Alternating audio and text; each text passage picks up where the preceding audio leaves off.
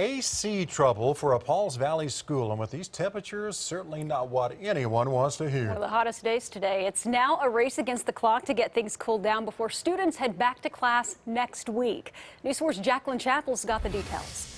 While teachers are busy inside unpacking their classrooms and getting ready for the school year, work is also being done on the outside of Pauls Valley Junior High to fix the air conditioning problem, something that teachers say is long overdue. We've had to relocate.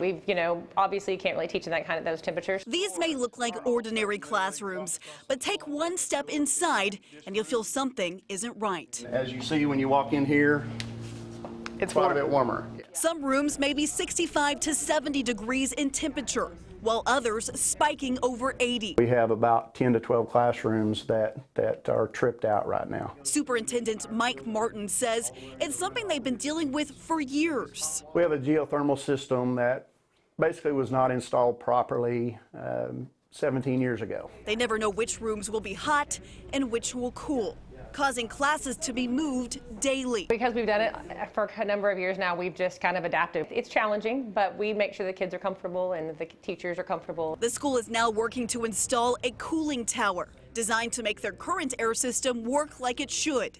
But it's costing a pretty penny at $275,000. Due to the increase in state funding this year, we've chosen to pay for that out of our general fund. We've tried other things and they haven't worked.